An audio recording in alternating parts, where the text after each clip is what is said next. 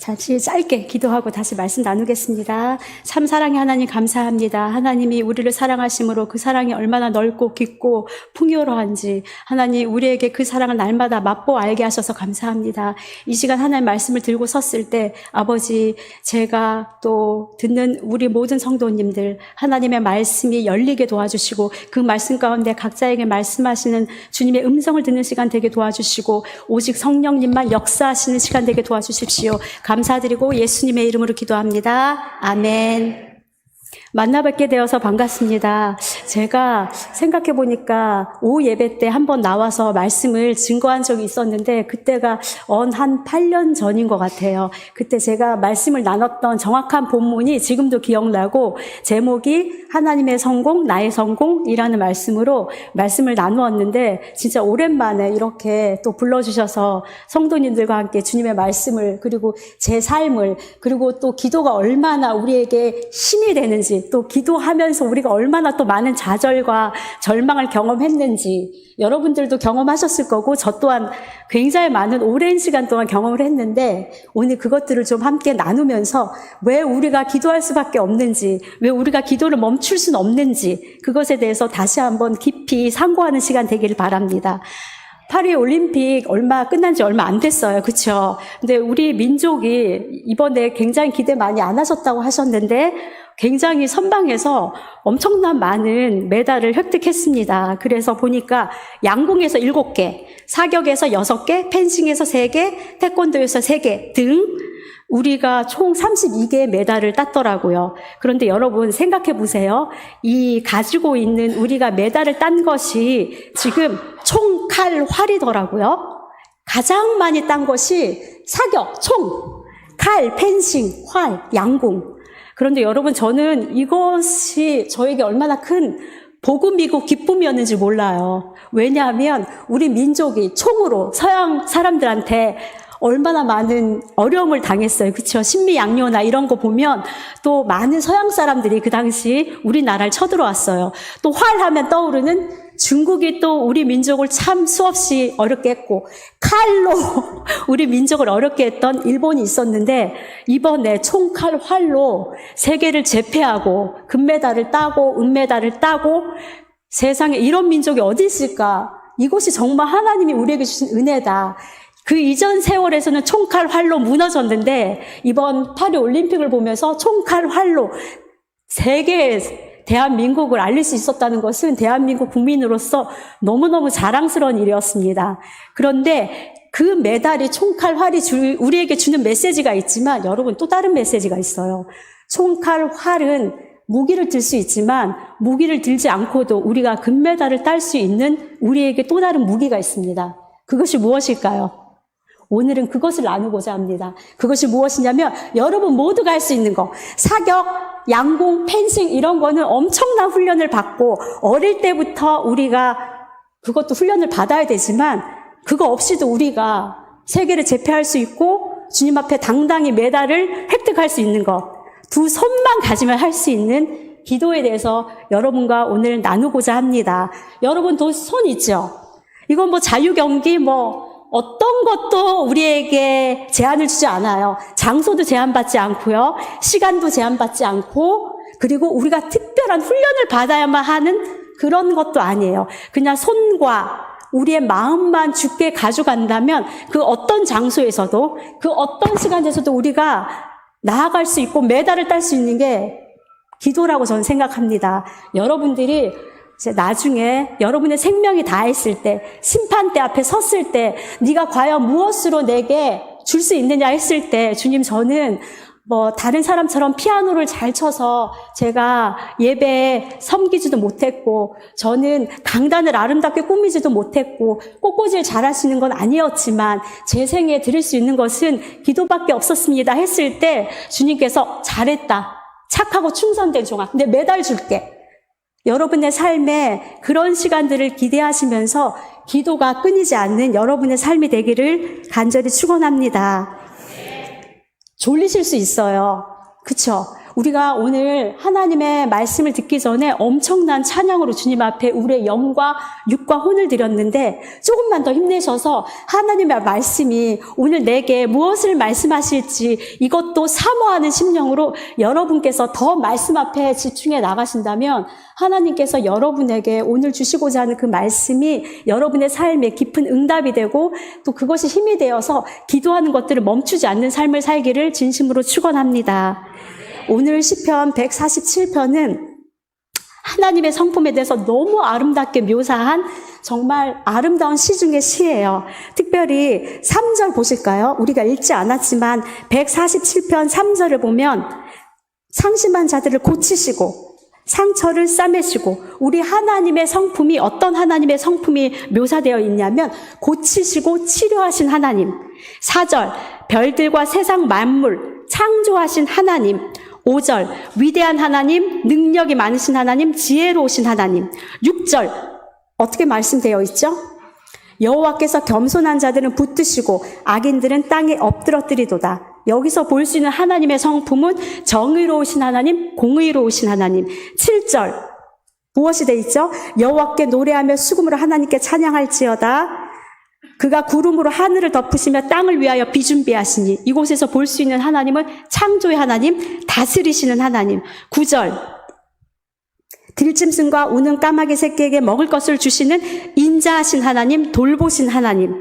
13절 그가 내 문빗장을 견고히 하시고 내 가운데 있는 너의 자녀들에게 복을 주셨으며 복 주신 하나님, 복의 근원 하나님. 제가 왜 하나님의 성품에 대해서 오늘 여러분이 다 읽으셨는데 왜 다시 한번 이것을 반복해서 말씀드릴까요? 하나님의 성품을 잘 알 때 그래야만 우리의 기도가 낙심되지 않고 우리가 멈춰있다고 느껴져 있을 때 다시 그 시간 가운데 다시 뚫고 갈 수 있는 힘. 모든 것을 기도하고 있는데 여전히 내 앞에 침묵하시는 듯하게 계시는 하나님. 아무리 10년, 20년 기도해도 내 삶에 변화가 없어서 이제 기도라는 것을 그냥 둬야 될까라고 낙심될 때 시편 147편에 있는 하나님의 성품을 내가 이해를 하고 내가 그것을 알고 있다면 그 성품 하나 붙잡고 기도할 수 있더라고요. 내가 기도하는 대상이 어떤 분인지 모르고 기도하는 사람만큼 불행한 사람이 없어요. 이런 거랑 똑같죠. 저는 이스라엘에 살았으니까 하마스 얘기를 많이 듣잖아요. 하마스 그 무장 세력들이 계속해서 폭발물을 던지고 테러를 하고 이런 거 많이 듣잖아요.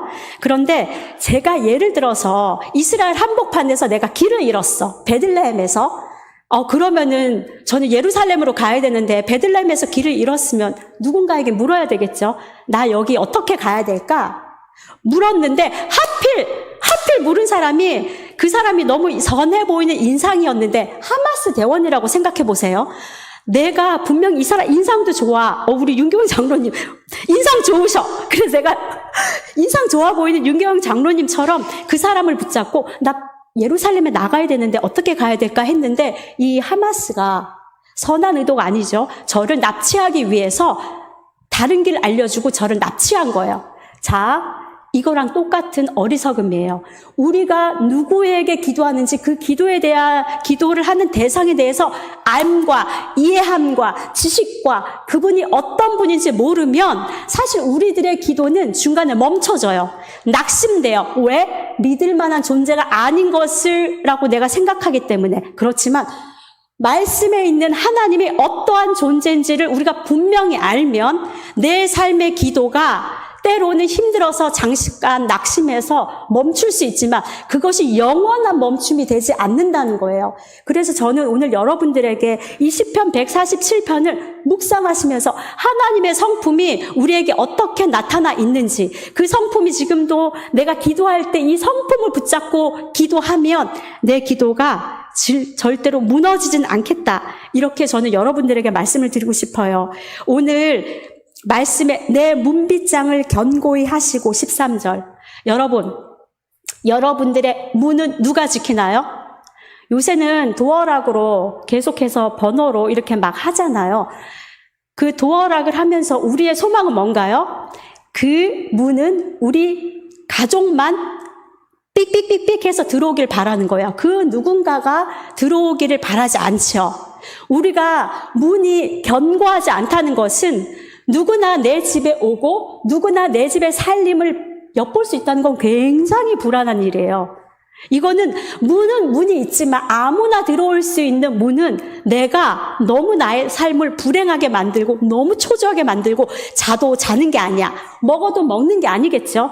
그런데 그 문은 내가 지키는 게 아니라 그 도어락 하나가 나의 모든 문을 지키고 그 도어락 하나 믿기 때문에 여러분 주무시는 거예요. 맞죠? 그 도어락 하나, 그 조금만 존재 하나 믿고 여러분들이 오늘 밤에 두 발 뻗고 주무시고 여러분들의 자녀들이 안전하다 생각하는 거예요. 마찬가지예요. 그런데 오늘 주님 뭐라고 말씀하시냐면 내 문빗장을 견고히 하시고 그 문빗장은 내가 닫는 게 아니에요. 분명히 여기에 뭐라고 되어 있냐면 견고히 하시고 이 문빗장을 견고하게 하는 어떤 주체가 있다는 거예요. 그 주체가 누구예요? 네, 우리 주님이세요. 우리 주님이 어떠한 분이래요? 살아계시고 역사하시고 창조하시고 우리의 기도를 들으시고 신실하시고 인자하시고 공의로우시고 복 주시는 하나님이라고 분명히 오늘 말씀에 기록되어 있어요. 다시 한번 돌아가 볼까요? 내 문빗장은 내가 채우는 것이 아니라 그 문빗장을 주님이 견고하게 하신대요. 그 주체가 누구라고요? 주님이세요. 그 주님이 내 문빗장을 견고하게 해. 우리 도어락은 사실 안전하지 않아요. 여러분이 안전하다고 생각하니까 그 시스템을 믿으니까 주무시는 거지 그 도어락 안전하지 않아요. 그 자물쇠 안전하지 않아요. 그렇지만 우리 주님께서 우리의 문빗장을 견고히 하시사 그 주체가 내가 아닌 주님이 문빗장을 견고히 하심으로 오늘 우리가 든든하게 서 있는 거죠.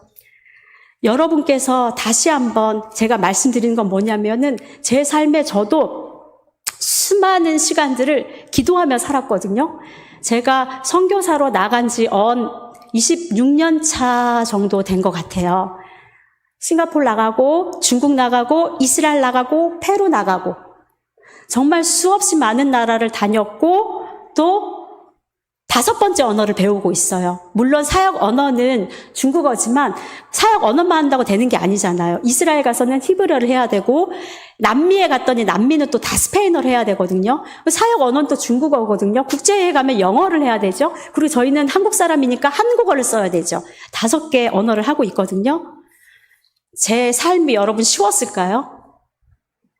서울에서 부산으로 이사를 할 때만 하더라도 우리 서울에서 부산 가려고 부산 알아보잖아요. 어디 집에 살까? 애들 학교는 어디를 보낼까? 학원 어디를 보낼까? 여러분들 그런 거 생각하시죠? 그런데 저는 국내 이사가 아니라 대륙에서 대륙으로 그것도 갈수록 한국이랑 멀어져요. 그런데 여러분 저는 불평할 수가 없어요. 왜냐하면 제가 중학교 때 너무너무 어려운 시절을 살 때 제가 하늘에 날아가는 비행기를 보며 그런 꿈을 꿨었어요. 그런 기도를 지나가면서 했어요. 주님, 저 지금 15살 나이, 내 인생 창창한데 우리 집 너무 가난해요. 이렇게 쌀 걱정을 하는 우리 집이 날아가는 비행기를 보니까 도대체 저 사람들은 얼마나 돈이 많아요. 저 비행기를 탈 수 있을까? 어린 마음에 그 생각을 했어요. 그래서 정말 주님 앞에 한탄하면서 약간 기도 반, 소원 반? 제가 그렇게 기도했어요. 주님, 저 나중에 커서 비행기 많이 타는 사람 되고 싶어요. 와, 우리 주님 너무 풍성하셔. 그냥 넘치게 주셔. 꾹꾹 담아주셔. 넘치게 주셔가지고 지금 제가 페루에서 여기까지 올 때 비행기 몇 시간 탔을까요? 30시간 타고 왔어요. 저는 정말 이번에 정말 내가 그 기도를 드렸으니까 우리 주님이 풍성히 주셨으니까 할 말은 없어. 얼마나 풍성히 주세요. 3시간도 아니고 13시간도 아니고 30시간. 나중에 인천국제공항에 내리는데 저희 남편 발이 얼마나 땡땡 부었는지 신발을 신으려고 하는데 발이 안 들어가. 여러분 그런 경험 해보신 적 있으세요? 와, 근데 딴소리 할 수 없어. 내가 기도했잖아. 근데 주님은 주셔도 너무 주셔. 또 그런 거는 왜 이렇게 빨리 들어주셔? 정말 내가 정말 지금 당장 바라는 건 안 들어주시는 것 같은데 또 그런 거는 잽싸게 들어주시고 넘치게 주세요. 저도 기도하면서 제 안에 너무 많은 갈증, 갈망, 낙심, 너무 많은 것들을 경험했어요, 여러분. 이 자리에 설 때까지 26년을 돌아보면 하나님의 은혜가 아닌 것이 한 개도 없었는데, 하나님의 은혜가 너무 컸는데 굽이 너무 쉽지 않은 시간들을 보냈어요. 진짜 공중전, 해전, 육박전, UDT보다 더한, 특수훈련부대보다 더한 시간들을 보내고 온 것 같아요. 근데 너무 감사한 건 여전히 내가 주님의 선하심과 그 인자심 앞에 내가 여전히 굴복하고 설 수 있고, 그것이 내 삶의 힘이구나, 즐겁구나를 지금도 경험해요. 왜 경험하냐면 오늘 시편 147편에 있었던 하나님의 성품이 내 안에, 그것이 어떤 것인지 선교사로 26년을 살면서 너무 많은 경험을 통하여서 주님이 살아계시는데, 늘 제가 아는 목사님 시퍼렇게 살아계신다고, 진짜 주님이 살아계시는데 내가 거부할 수 없이, 내가 아니다라고 말할 수 없이 주님이 살아계셔서 제 삶에 말씀하고 있는 것을 저는 너무 많은 순간들을 느껴요. 저는 살아가면서 중국에서 이스라엘에서 사역하면서 부모님이 20년간 투병을 하셨어요. 4분이 다. 양가 2분, 시댁 2분. 거기다 저희 큰애 3번의 큰 수술을 했어요. 네. 그것도 쉽지 않았어요. 나중에 3번째 수술은 진짜 종양 제거 수술이어서 고3 지나고 나서 고3 수능 끝나고 12월, 지금도 기억해요. 12월 30날. 네. 서울 성모병원에서 그 종양 제거 수술 됐어요. 수술만 3번.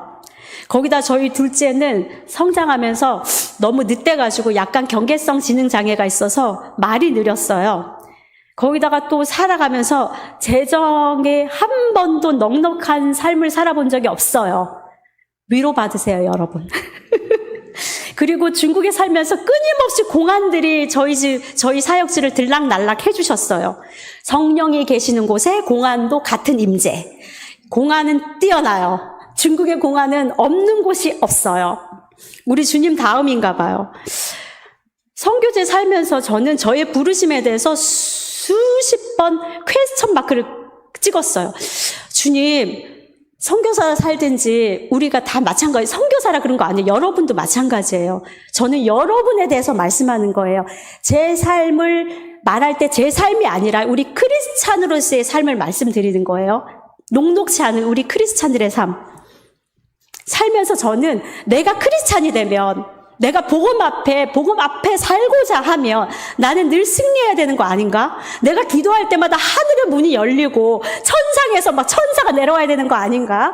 내가 기도할 때마다 묶은 것은 묶여지고 푸른 것은 풀려야 되는 거 아닌가? 저는 그렇게 생각을 했는데, 우리 크리스찬을 살면서 그런 영광도 누리지만 너무 많은 좌절도 누리시지 않았나요? 갑자기 애는 왜 아파? 날벼락이야. 우리의 삶에 그런 일은 일어나지 않았나요? 저도 너무 많은 것들을 경험을 했어요. 그런데 제가 다시 돌아가는 것은 무엇이냐면, 과거에 하나님이 내 기도를 어떻게 응답하셨는지 저는 너무 많은 열매를 봤어요. 그것이 지금의 오늘 나를 있게 했어요. 물론 내가 기도했던 것 중에 어떤 건 하나님이 저에게 너무 아름답게 내가 생각하지 못했던 방법으로 주님이 저에게 응답을 하셨어요. 그렇지만 어떤 기도는 NO! 아니야! 제 기도에 대한 거절, 그것도 응답이죠. 그것에 대한 것도 저는 경험을 해봤어요. 저는 중국을 나오면서 중국에서 11년 사역하면서 10년 동안 기도한 게 뭐냐면, 주님, 제발 후원금 100만 원 좀 대보게 해주세요. 100만 원 좀 넘어보게 해주세요. 10년 기도했는데, 와, 중국에 있는 동안 그게 기도가 응답이 안 되고 중국 나오니까 응답이 되더라고요. 10년 동안 그 100만 원이 뭔데? 그 100만 원 앞에 수십 번씩 꼬꾸라지는 나, 정말 유치찬란한 저를 보게 되었어요. 야, 우리 주님이 100만 원밖에 안 되냐? 우리 주님은 헤아릴 수 없는 이 세상을 창조했는데, 야, 진짜 100만 원 넘는 것이 10년이 걸릴 일인가? 꼬꾸라져야 돼요. 근데 저 꼬꾸라지지 않았어요. 왜냐하면 꼬꾸라질 수가 없는 게 그 기도만 사실 응답이 안 됐지 나머지 제가 기도했던 수많은 것들이 사실 기도의 응답으로 받았기 때문에 꼬꾸라질 수가 없었어요. 그랬던 상황들이 너무 많았어요. 저희 둘째 아이는 7살부터 18세까지 홈스쿨을 했거든요. 초등학교 6년, 중고등학교 6년 총 통합 12년 학교를 다니잖아요, 한국에선. 저희 애는 12년 동안 2년 반만 학교를 다녔어요. 저의 기도 제목은 제발 이 둘째가 고등학교만 무사히 졸업해서 고등학교 졸업 증서 받는 게 저의 기도의 응답이라 생각했어요. 그런데 주님은 이 경계성 지능 장애인 것 같은 이 아이를 하나님께서 엄청나게 늘리셔서 정말 감사하게 수능에서 어려웠지만 그 추가 모집, 6차 추가 모집에 겨우겨우 꼴찌로 들어갔어요. 대학을 들어갔다는 게 포인트가 아니고요. 저의 포인트는 고등학교 때까지만 졸업하게 해주세요. 이거였어요. 저의 고등학교까지라는 것은 너무 많은 의미를 함축하고 있어요. 이 고등학교 때까지라는 건 뭐냐면 이 아이가 영적으로 육적으로 나에게 독립할 수 있는 것, 이 아이가 사회적으로 자기 혼자 부모 없이 살아갈 수 있는 것, 이런 것이 포함된 거예요. 제가 이렇게 기도했다는 것은 뭐예요? 이 아이가 사회적으로 혼자 독립하기 너무 쉽지 않은 상태의 조건이었다는 거죠. 그런데 하나님은 저의 기도, 주님 고등학교 졸업자, 남들은 평범하다는데 저는 이것도 어려워요. 우리 아이가 이것만이라도 좀 따게 해주세요 했는데 생각지 않게 주님은 너무나도 역사하셔서 저를 위로하셨어요. 제가 홈스쿨 하면서 얼마나 힘들었겠어요. 사역하면서 홈스쿨 하면서 어떤 불안감이 있냐면 내가 잘하고 있나? 이 아이 인생을 말아먹는 건 아닌가? 정말 이 아이가 건강하게 나중에 독립할 수 있는 것인가? 정말 나는 끝까지 사역자로 살 수 있는 것인가? 이런 굉장한 물음이 저에게 있었어요. 그런데 감사하게 하나님은 내가 기도했던 것 이상으로 갚아주셨어요. 오늘 저는 여러분과 함께 기도와 함께 나오는 몇 가지 단어들에 대해서 한번 정리를 해보고 여러분들이 기도할 때 도움을 받으시길 바랍니다. 제가 그래서 무엇으로 정리를 해봤냐면 기도와 회개, 기도와 말씀, 기도와 구제, 기도와 권위. 여러분이 다 알고 있는 것인데 분명히 모를 수가 없는데 때로는 진리는 너무 우리에게 가볍고 값싸게 여겨져서 때로는 여러분들이 간과하실 수 있고 때로는 여러분들이 잊어버릴 수 있어서 다 아시는 거지만 다시 한번 우리가 좀 깊이 묵상하는 시간을 갖길 바랍니다. 기도하는 사람들은 회개가 너무 중요해요. 저는 예전에 어렸을 때 예배 전에 우리 회개기도 합시다 하고 회개기도 먼저 하고 예배하는 그런 교회가 많았고 저도 그런 교회에서 자랐어요. 저는 눈을 감으면 도대체 내가 회개할 것이 무엇이 있는가? 아무리 생각해도 나는 그다지 회개할 게 없는 줄 알았어요. 진짜로. 여러분들 우리의 회개의 수준이 세상 사람들과 똑같은 회개의 수준이라면 여러분들도 저처럼 한번 집에 돌아가서 회개가 무엇인지 다시 묵상할 필요가 있어요. 우리가 회개할 때 내가 누구누구 모 권사님을 미워했지, 내가 누구누구 집사님을 함부로 판단했지 이렇게는 생각하시지만 그 죄의 깊이와 넓이와 폭과 중험함에 대해서는 여러분들이 간과하시는 부분이 분명히 있어요. 그것에 대한 예를 제가 한번 들어드릴게요. 제가 이스라엘에 있을 때 이스라엘에서 8년을 살았잖아. 예루살렘에서. 저 예루살렘에 사는 거 너무 좋아했어요.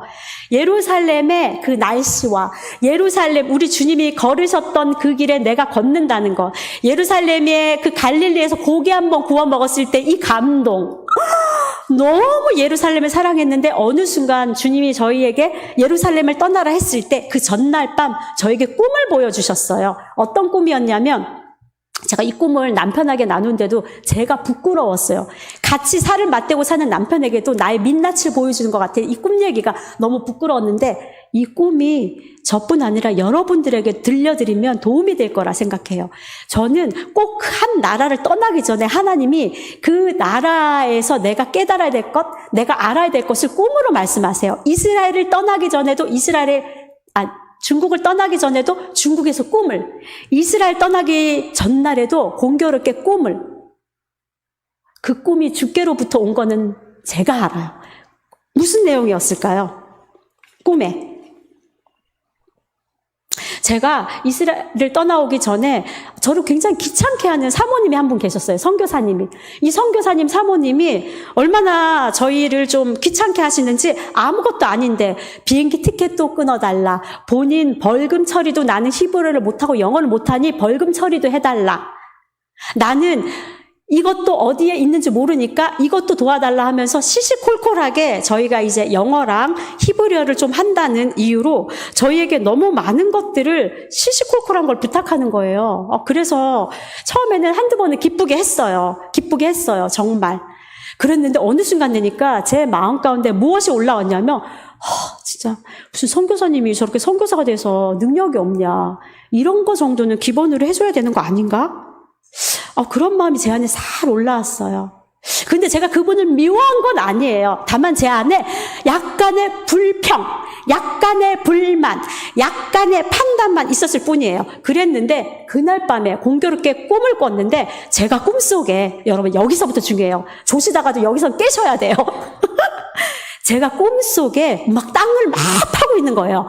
함정을 막 파고 있는데 함정을 막 판 다음에 거기다가 벼 있지요. 벼 같은 지푸라기 같은 걸 싹 덮어놔요. 그럼 밖에서 보일까요? 안 보일까요?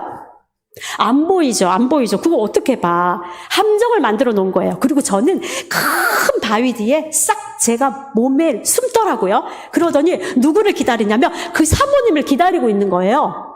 그런데 그 사모님이 제 꿈속에 제가 원하는 시간에 원하는 장소 오시더니 그 함정에 홀라당 빠지셨거든요. 제가 그 다음이 포인트예요. 포인트. 제가 어떻게 했을까요? 선교사님이 좀 엘레강스 하시니까 믿음이 있으시니까 건져주셨게. 웬걸요? 저는 그런 인간이 아니에요. 제가 뭘 준비했냐면 여러분 그 옛날에 우리 그 전래동화 보면 도깨비 방망이 아시죠?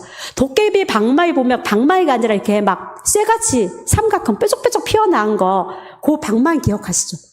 그 방망이로 제가 웃으면서, 중요한 건 표정, 웃으면서 그 방망이로 그 선교사님 사모님을 난도질을 하는 거예요. 정말 근육이 튀고 피부가 튀고 혈관이 튀고. 그런데 제가 꿈에서 제 얼굴을 보는데 제가 막 여기 피 튀겨가지고 피를 이렇게 맞았는데 제가 제 표정이 웃고 있는 거야. 이러면서 그분이 흔적이 사라질 때까지. 그러더니 나중에 볏집을 닫아. 그리고 도망가다가 다시 한번 확인을 해야지. 완전 죽었나 안 죽었나. 볏집을 여는 그 순간 주님의 말씀이 제게 임했어요. 무엇이 임했을까요? 맞춰보세요. 마태복음 5장 22절. 마태복음 5장 22절 찾아볼까요? 그것이 떠올랐어요. 마태복음 5장 22절. 여러분들 너무 잘 아는 말씀인데 성경 마태복음 5장 22절. 여러분 이거를 확실하게 우리가 인지해야 기도와 회개에 대해서 확실히 알게 돼요. 제가 여러분 읽어드릴까요? 나는 너에게 이르노니 형제에게 노하는 자마다 심판을 받게 되고 형제를 대하여 라가라 하는 자는 공회에 잡혀가게 되고 미련한 놈이라 하는 자는 지옥불에 들어가게 되리라. 28절. 나는 너에게 이르노니 음욕을 품고 여자를 보는 자마다 마음에 이미 간음하였느니라. 제가 이 지푸라기를 들었을 때 이 말씀이 들어왔어요. 주님, 저는 형제를 미워한 게 아니에요, 주님. 저는 그 사모님을 절대 미워하지 않았어요. 불편한 것 뿐이었어요. 끝까지 항변하는 거예요. 주께서 제가 지푸라기를 열 때 이 말씀이 기억났을 때 주님이 경원아 이렇게 불렀는데 그 경원아 다음에 말씀 안 하셨는데 제가 흠칫 알았어요. 이 말씀이 기억나면서 항변하는 거야. 주님, 저는 미워한 게 아니었어요. 저는 진짜 진심 미워한 게 아니었어요. 불편한 것 뿐이었어요. 조금 불편한 것 뿐이었어요. 내 신경을 긁을 뿐이었지 저는 미워한 게 아니었어요. 했는데 주님께서 이 말씀을 통하여서 회개의 깊이, 크리스찬의 마음의 태도에서 다시 한번 하나님 말씀하신 시간 가졌어요. 네 마음의 동기를 보라. 네 마음의 태도를 보라. 저는 사실 그것을 내가 항변하기 위해서 내 마음을 내 표현할 때 미워하지 않았다 말했지만 제 마음 깊이는 불편함이 미워하는 거였어요. 저희가 얼마나 하나님 말씀을 우습게 하냐면, 저는 그 꿈을 꿨을 때 하나님이 저에게 깨닫게 한 깨달음이 뭐냐면, 네가 말씀을 이렇게 가볍게 티슈만큼 여기느냐였어요. 주님의 말씀은 이렇게 두껍고 이렇게 많은 말씀이 있고 하나님의 약속이 엄청나고 이 두께가 두껍고 말할 수 없는, 혐오할 수 없는 그 무게의 말씀을 나는 읽으면서 한낱 이 티슈보다도 더 가볍게 여겼던 나, 그것에 대한 회개. 우리가 사람을 미워할 수 있어요. 우리는 예수님 같은 존재가 아니에요. 제가 말하고자 하는 포인트는 뭐냐면, 여러분, 회개할 때 우리가 행동으로 하는 그 행동뿐 아니라 그 마음의 동기까지도 내가 나를 속일 수 있다는 것. 그런데 하나님의 말씀은 그 안에 다 나와 있어. 내가 그 말씀을 읽었어. 내가 그 말씀을 알아. 외웠어. 그렇지만 그 말씀이 그 깊이와 그 무게가 내 안에 이만큼 들어와 있는 게 아니라 이 티슈보다도 더 가볍게 주님의 말씀을 여겼다는 것. 그것이 나의 회개의 거리였어요. 내 마음의 태도. 주님, 끝까지 항변하는 나를 보고 네가 얼마나 말씀을 가볍게 여겼는지. 이것이 곧 미워하는 것이다. 미워하는 것은 뭐냐면, 내가 그 사람을 미워할 때 나는 이미 살인을 저질렀다는 거예요. 그것도 내가 기쁘게 살인을 저지르는 거야. 내가 원해서, 내가 계획해서 미워하는 거예요. 막 땅구덩이 파는 것도 나, 지푸라기 덮는 것도 나, 빠지게 하는 것도 나, 구멍 덮는 것도 나지만 그 안에서 막 살인을 저지르고 있는 나. 그런데 주님이 내 이름을 부를 때까지 나는 항변해. 나 잘못 없다고. 이게 인간이란 존재에 대해서 내가 얼마나 말씀을 가볍게 여겼냐에 대해서 하나님 저에게 질문하신 시간. 그래서 저는 그 이후로 회개에 달라졌어요. 주님, 저의 완고함을 용서해 주세요. 주님, 나의 사랑 없음을 용서해 주세요. 내가 판단하는 자임을 용서해 주세요. 우리 또 성도들이 얼마나 또 판단 많이 할까요? 저도 판단 많이 해요. 오늘 저 선교사님 말씀과 강의가 참 나도 하겠다. 그런 분들 분명 계실 수 있어요. 진짜로. 그래서 우리 성도님들이 막 이찬수 목사님 설교 들으실 수 있고, 뭐 너무 유명하신 목사님들 설교 들으실 수 있어요. 그런데 그 마음의 저변에 무엇이 있는지 보세요. 내가 은혜를 막 누리기 위해서 여러 가지 말씀을 듣는다면 that's okay, no problem. 문제 없어요. 근데 혹시 우리 교회 선교사님, 우리 교회 목사님, 우리 교회 장로님 말씀이 나한테 영적으로 못 미친다 생각해서 계속 서치하신, 계속 찾으시는 거, 이거는 마음의 동기가 올바르지 않으세요. 하나님은 동물을 통해서도 말씀하세요. 발람에게 당나귀를 통해서도 말씀하신 분이에요. 내가 듣고자만 하면 동물을 통해서도 나는 깨달을 수 있어요. 내가 듣고자 하나님 앞에 겸손하면 7살 어린이가 말하는 것에서 주님의 진리를 발견해요. 나의 태도예요. 그의 어떠함이 아니라. 그래서 제 안에도 그런 것들이 많았어. 저 사모님 도대체 선교사로서 좀 못 믿었다. 진짜 깝깝하다. 저래가지고 선교를 어떻게 하나. 나는 잘해? 아니잖아요. 내가 잘해도 그 판단은 주님의 몫인데, 그래서 여러분, 기도하는 자는 회개에 대한 분명한 이해가 있으셔야 돼요. 내가 그 사람에 대해서 미워한 것, 정죄한 것, 판단한 것 안에 하나님의 말씀이 얼마나 엄중한지 그 말씀의 무게를 내게 집중시키고 그것을 통하여서 내가 회개할 부분을 회개하는 것, 그것이 크리스찬으로서 기도하는 자의 자세라고 저는 분명히 말씀을 드릴 수 있습니다. 두 번째는 뭐냐면 기도와 말씀. 마태복음 7장 21절에 이런 말씀이 있어요. 나더러 주여 주여 하는 자마다 다 천국에 들어갈 것이 아니라 하나님의 뜻대로 하는 자 천국에 들어가느니라. 여러분, 이 말씀은요, 아까도 말씀드렸지만 말씀 우리 삶의 사용 설명서. 여러분께서 제가 페루에 갔는데 페루에 있는 세탁기가 삼성 세탁기더라고요. 우리 집주인께 얼마나 좋아요. 아니, 삼성 맞나요? 삼성. 제가 삼성 세탁기와 삼성 냉장고를 써보는 게 소원이었어요. 해외에 나가면 삼성이 되게 좋은 제품이라 그게 이제 좀 좋은 집에 있지 쓰기 쉽지 않아요. 근데 삼성이 좋잖아요. LG 좋고. 제가 LG는 써봤어요, 이스라엘에. 근데 아직까지 삼성을 한 번도 못 써본 거라. 그래서 제가 페루에 뭐 선한 것이 있겠나. 선한 것이 없겠지. 마음을 내려놓고 집을 구하러 갔는데 지금 제가 살고 있는 집에 떡하니 삼성 세탁기, 삼성 냉장고가 있는 거예요. 그런데 걔가 우리나라 거잖아. 그런데 글은 어디 거게요? 스페인어 적혀 있는데 제가 막 가자마자 스페인어를 아직 아는 게 아니잖아. 그럼 제가 뭘 찾아봐야 되겠어요? 사용 설명서. 스페니쉬로 돼 있지만 그래도 우리나라 우리 이 핸드폰이 얼마나 클레버하신지 똑똑하잖아요. 막 핸드폰으로 얘를 구글로 번역해가지고 얘가 면으로 빨아야 되는지 클린인지 뭐 빠른 세탁인지 이런 거 보잖아요. 사용 설명서. 막 사용 설명서 찾아서 얘를 어떻게 쓸까? 여러분, 인생에 빨래 하나 하는 것도 내 옷 하나 빠는 것도 사용 설명서 봐요. 그런데 하물며 내 인생이 80년 될지 70년 될지 90년 될지 모르는데 이 사용 설명서의 말씀을 안 보면 도대체 어떡하자는 거예요? 맞죠? 맞나요? 맞나요? 이 성경 한 번도 안 읽으시는 분은 뭐야? 그렇게 이 세상 그렇게 제대로 살 수 있어요? 어머, 말씀 없이도 엄청 잘 사실 수 있나 봐. 모든 걸 다 조작하고 사시나 봐. 이렇게 인생이 이런 질문이 생겼을 땐 이렇게 한다. 인생이 이런 에러가 났을 땐 이렇게 처리한다. 여러분 다 아시는 거예요. 말씀을 안 읽으시는 분은. 근데 나는 내 인생에 답이 없던데, 내 인생 모르겠던데, 뭐 보셔야 돼요? 말씀 보세요. 말씀을 보셔야 돼요, 여러분. 제발 하루에 3장. 3장도 사실 적어요, 여러분. 볼 수 있으면 기본 10장 보시라고 말씀드리고 싶어요. 말씀 읽으셔야 돼요. 왜?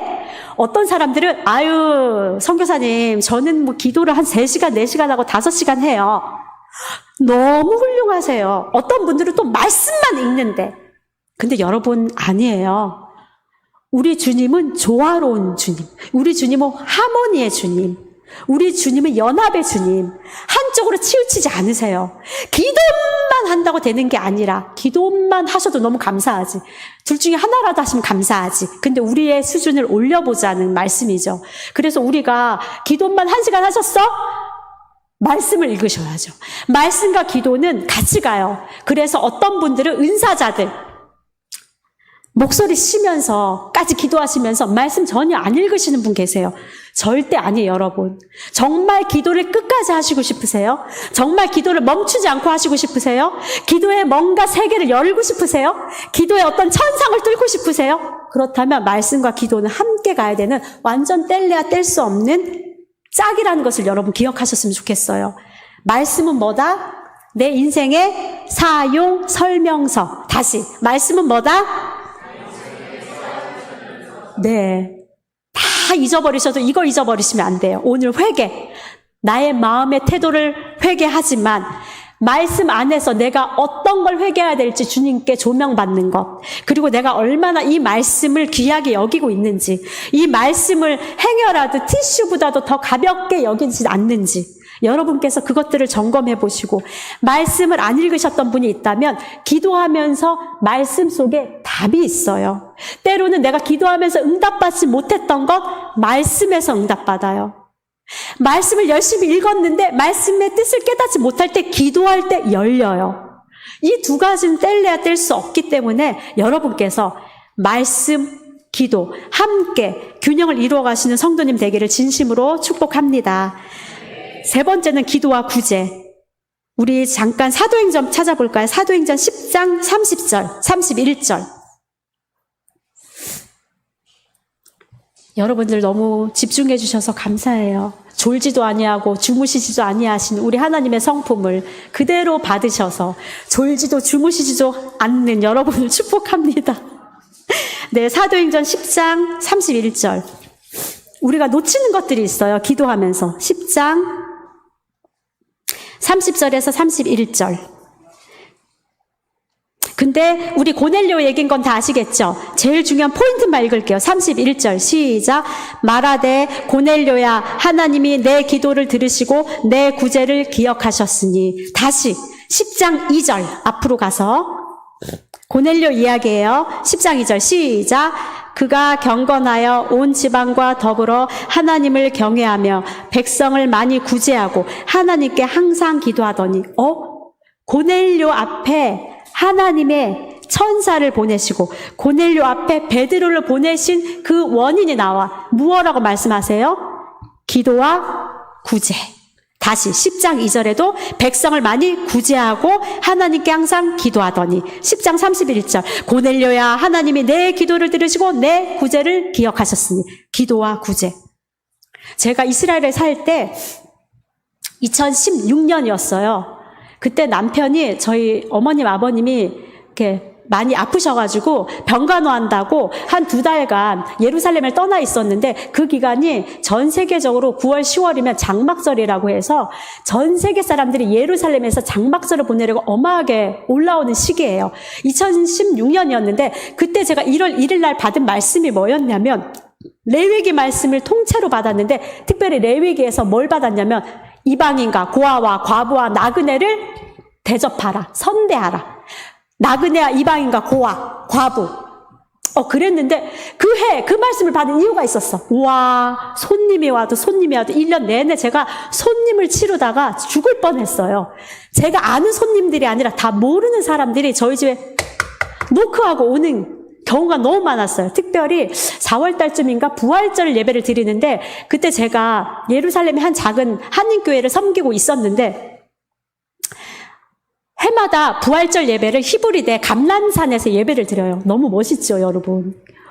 누구는 감람산에서 막 부활절 예배 드리고 제가 그런 경험을 했는데 감람산에서 예배를 드리는데 그때 한 30명이 늘 해마다 예배 드렸대요. 제가 새벽에 예배 드리니까 성도들이 얼마나 춥고 배고파 그 시간이면 그래서 제가 제 깜냥도 모르고 30명이면 내가 아침 대접하겠다 해서 저희 집에 이제 아침 식사를 저희가 준비할 테니 부활절 예배 마치고 저희 집 오세요 했는데 그날 몇 명 저희 집에 왔게요? 110명. 우리 집 거실은 20명 안 돼요. 18명, 20명 정도 앉으면 되는데 제가 30명이라 생각했을 때는 15분 드시고 가시고 15분 드시고 가시고 하면 되겠다 해서 30인분, 40인분 그냥 넉넉하게 저는 준비하는 편이라 30명이 오는데 그래도 한 45인분을 넉넉하게 준비했는데 110명 정도가 오신 거예요. 그날, 그 해. 와, 저희 집 진짜 쬐그만 아파트에 사람이 포개 안고 막 안방, 작은 방 할 거 없이 그 와중에 침대에서도 110명이 음식을 드시고 갔는데 진짜 우리나라 된장국은 놀라워요. 정말 우리 선조들께 감사. 된장국은 맞출 수가 있어. 된장 풀고 물 부으면 돼. 주여, 진짜 그날 제가 된장국 110인분을 하는데 그릇도 모자라서 아는 선교사님께 그릇 20개 가져와라, 20개 가져와라. 제가 막 사르밧 과부도 생각나고 별 생각이 다 났어요. 110명을 치러왔어. 그뿐 아니라 10월에 장막절에 손님이 왔는데 저희 남편이 없는데 탈북민들이 저희 집에 10분 가까이가 오시게 됐어요. 여러분 되게 희한하게요. 이 이스라엘 사람들이 그 어떤 민족에게도 감동 감화 받지 않아요. 이스라엘 사람들은 늘 우리가 세상에서 가장 지옥을 경험했고 가장 우리가 슬픈 민족이라 생각해서 그 어떤 민족이 어떤 역사에게 어떤 고난을 얘기해도 눈물 한 방울 흘리지 않아요. 유독 딱 한 민족에게만 약해. 북한, 탈북민들. 왜? 지금 그들은 현재 진행형이라서. 그들이 지금 얼마나 극한 고통을 받고 있는지는 이스라엘 사람들이 우리보다 더 잘 알아. 그런데 그 해에 오른교회 말고 하여튼 엄청 큰 선한목자교회였나? 거기에서 탈북민들에게 헌금을 해줘서 이 탈북민들이 예루살렘에서 예배드리고 싶다 해서 비행기표 다 줘서 이분들이 오게 됐는데 결정적으로 숙소를 못 구한 거라. 장막절엔 숙소를 구할 수가 없어요. 호텔이. 이미 1년 전에 다 차. 그래서 알다 하다 저희 집에 연결이 된 거예요. 근데 저는 왜 탈북민을 받았냐면 저는 탈북민을 위해서 기도한 지 굉장히 오래됐어요. 제가 중국에 있을 때부터 탈북민을 위해서 기도했는데 저는 탈북민을 중국에서도 만나본 적이 없지만 저의 마음에 거룩한 부담, 하나님이 중보 기도할 때마다 어떤 것을 꼭 기도해라 했을 때 꼭 기도한 것이 이스라엘 백성과 탈북민을 위한 기도가 들어갔었는데 제가 이스라엘 가서 살게 됐잖아요. 세상에 중국에서 못 만나본 탈북민을 그 당시 저희 집에 10명이 제가 섬기겠습니다. 공짜로 먹여드리고 입혀드린 건 그분이 알아서 할 거고 먹여드리고 재워드리고 안내해드리고 그래서 그 일주일을 10명의 탈북민이 저희 집 오셔서 함께 예배하고 함께 폭에서 잤어요. 마침 다들 여성분들이 오시고 한 가정만 의사 부부, 탈북하신 분이 의사 부부였어가지고 그 부분만 부부 방 따로 내드리고 나머지는 다 같이 잤거든요. 탈북민의 얘기를 들어보니까 진짜 왜 이 북한을 위해서 기도해야 될까? 제가 너무너무 가슴이 아팠어요. 그들의 탈북에 대한 이야기를 하는데 여기까지 이 얘기를 다 하면 여러분 끝이 없고 제가 말하고 싶은 포인트는 뭐냐면 이 탈북민들이 오셔서 나는 예배만 하고 갈 건데 했는데 저희 또 선교사님이 연결해서 이 유대인 홀로코스트를 경험했던 그분들과 그분들의 후손들이 함께 모이는 자리에 탈북민을 세워서 탈북민이 전도를 하게 된 거예요. 그 의지 않는 그 이스라엘 사람들이 막 눈물을 뚝뚝 흘리더라고요. 제가 그때 알았어요. 이스라엘을 위해 기도하고 이스라엘 회복을 위해 기도하고 이스라엘을 전도할 수 있는 유일한 민족이 있다면 대한민국, 북한. 그걸 알았어요. 하나님 참 오묘하세요. 여러분이 지금 여기서 내가 이스라엘이나 여기서 내가 북한을 위해서 기도할 때 이것이 얼마나 영향력 있겠냐 하지만 영향력이 있다는 것을 여러분에게 말씀드리고 싶어요. 저도 굉장히 10년 시간 넘을 동안 북한을 위해서 기도했는데 제가 탈북민을 섬길 거라고 어떻게 생각을 했겠어요. 그런데 탈북민을 섬길 수 있는 기회를 주시더라고요. 그런데 그분들의 간증을 듣고 우리가 더 기도해야 되겠구나 느꼈어요. 어떤 분들은 정말 몸을 팔아서 왔어요. 중국의 70대 할아버지한테 몸 팔려서 오신 우리 중국 자매님 23살. 그렇게 해서 탈북하는 사람들. 때로는 정말 하나님의 강권적인 은혜로 했는데 이미 남한의 땅에 발을 붙인 사람. 너무 쉽게 탈북하신 분. 굉장히 많은 사연을 가지고 북한에서 탈북을 하셨는데 이분들이 동일하게 누리는 말씀하시는 것. 남한 사람들이 얼마나 우리를 위해서 기도해 줬는지 너무 감사하다고. 대한민국 교회가 우리를 위해서 기도했기 때문에 내가 지금 이렇게 이 땅에서 예배하는 거라고. 여러분, 보이지 않지만 내가 기도한다고 해서 이것이 들리는지 이루어지는지 모르지만 여러분, 지구상에 누군가는 여러분의 기도를 통하여서 오늘도 살아가요. 지구상에 누군가는 여러분의 기도를 통하여서 하나님이 역사하심을 보게 됩니다. 마지막은 제가 저희의 이야기를 한번 하고 싶어요. 제가 이번에 기도와 구제 했는데 기도와 구제 말고 그 다음 기도와 권위에 대해서 제가 말씀을 나누고 싶은데 기도와 권위 하면서 이 말씀을 나누고 싶어요. 제가 이번에 선교사로 오면서 얼마나 연약한 자가 여기에 섰는지에 대해서 여러분에게 말씀을 드리고 싶어요. 이렇게 막 기도에 대해서 나누면 어머 저 선교사님은 진짜 열심히 엄청 기도하면서 살았나 보다. 네, 물론 그런 점도 없지 않아 있겠죠. 기도했겠죠. 왜 그랬을까요? 죽을 것 같아서 기도한 거예요. 살 것 같았으면 기도할 수 있는 인생이 아니에요, 제가. 여러분들도 아마 마찬가지실 거예요. 콧구멍이 2개인데 하나 막혀도요. 한쪽으로만 쉬면 우리 기도 쉬어.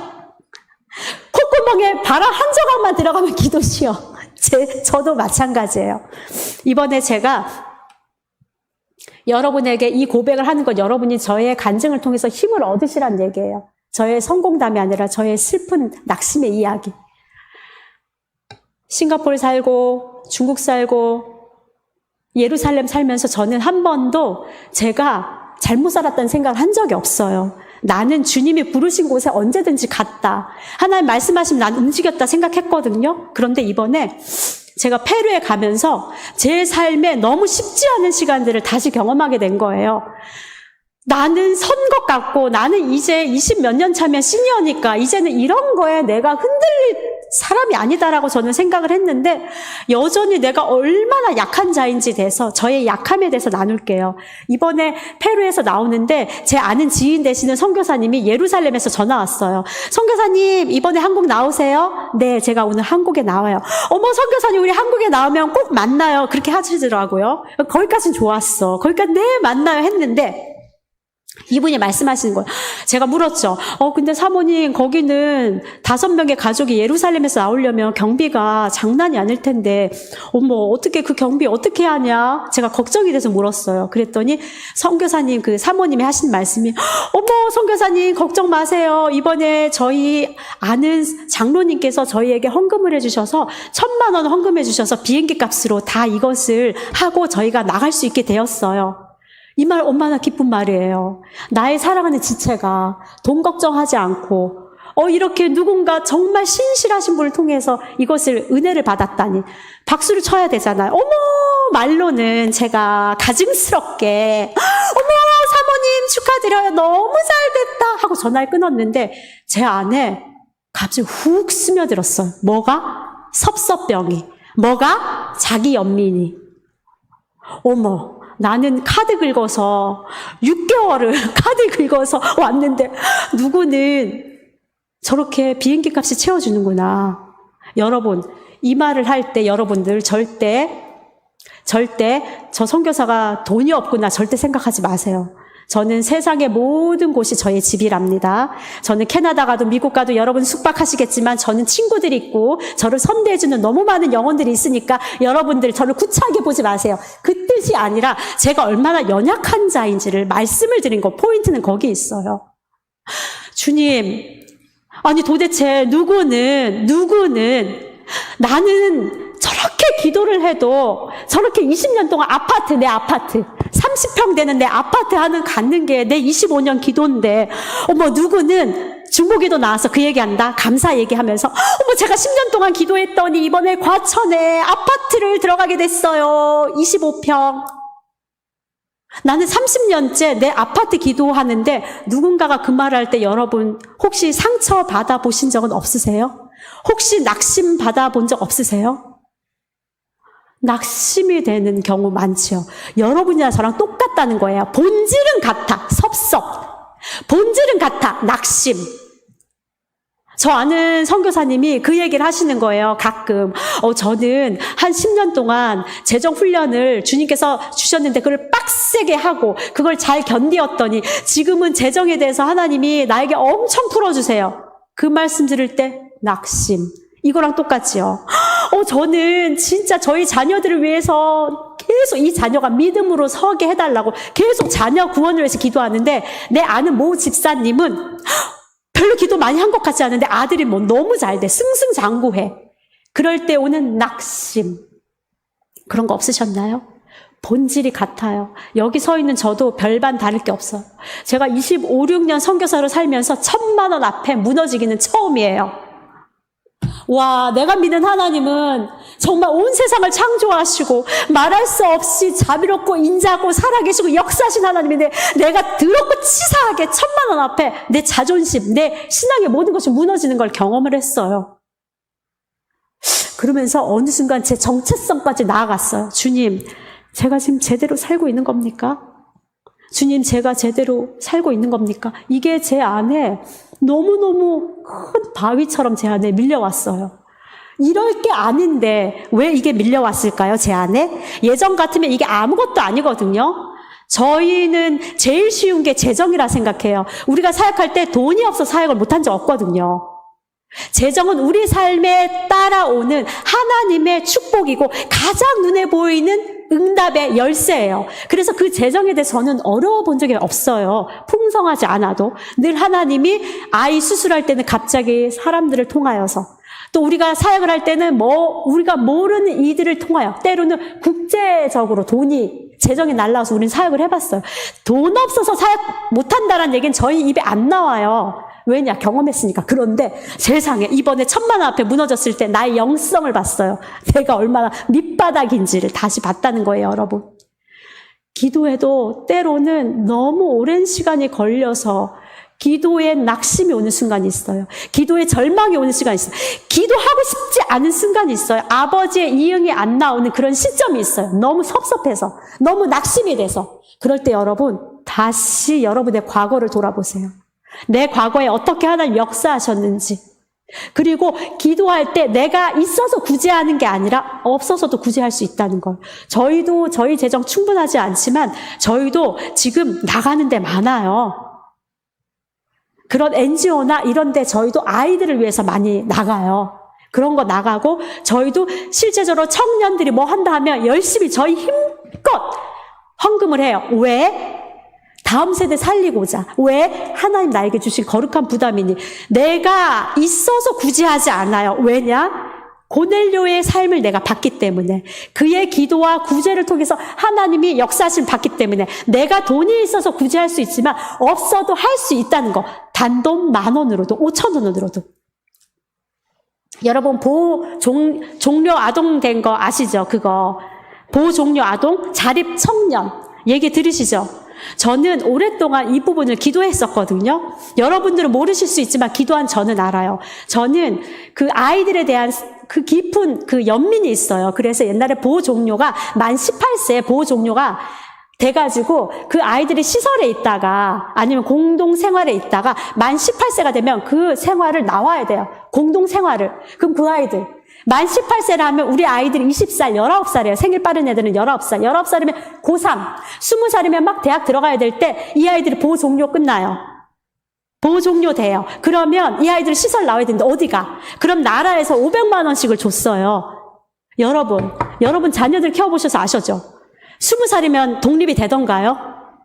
25살도 독립 안 돼요. 28살도 요새는 독립이 안 돼. 근데 만 18세에 보호 종료돼. 저는 그게 너무 가슴이 아파서 오랫동안 기도했어요. 저는 정말 기도의 열매를 봤어요. 제가 어떻게 기도했냐면 오랜 시간 주님, 제가 제 새끼를 키워보니까 만 18세 보호 종료는 너무 어려워요. 주님 만 24세로 바꾸게 해주세요. 주님 법을 개정해 해주세요. 도대체 26세 정도나 돼야 이 아이들이 대학을 졸업하든지 말든지 그리고 뭔가 새롭게 시작할 수 있는 나이가 되는데 만 18세, 20세에 도대체 어떻게 이 아이들이 이 세상을 살아갈까요? 내가 데리고 있는 내 새끼들도 독립을 못한 나이인데 도대체 그 아이들이 무엇을 할 수 있을까? 그러니까 탈선해. 그러니까 자살해. 한 해 2,500명씩이 보호 종료가 되는데 도대체 그 아이들은 누가 책임질 거야? 이 다음 세대 금쪽 같은 내 새끼들을. 그래서 기도했어요. 오랫동안. 주님, 만 24세.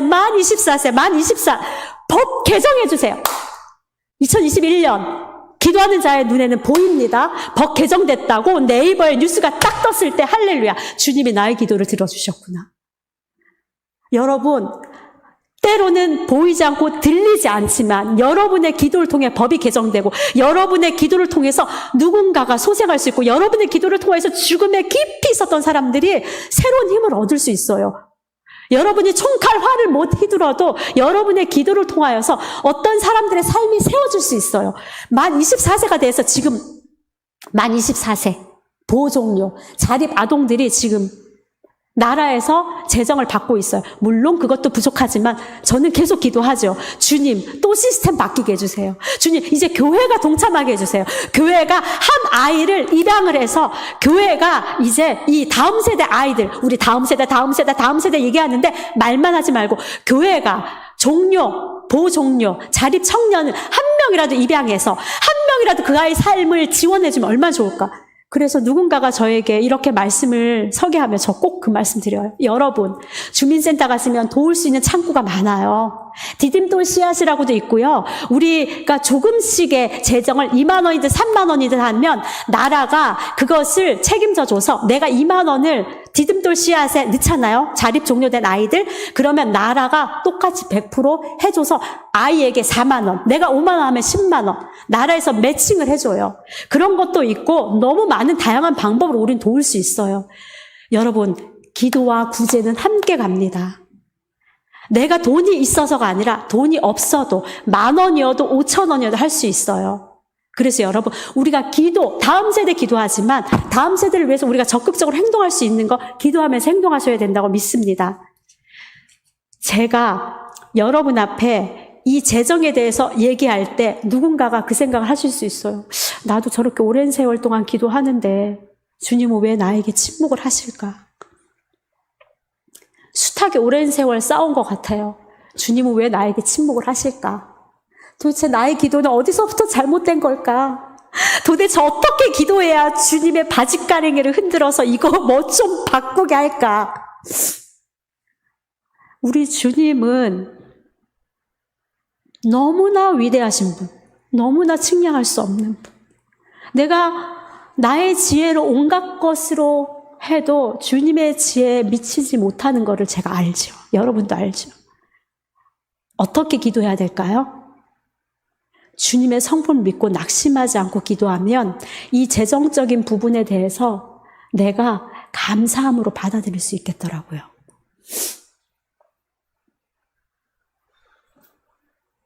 저는 제 삶의 모든 것이 갑자기 흔들렸을 때 제 안에 1,000만 원 앞에 나 무너지는 거니 지금?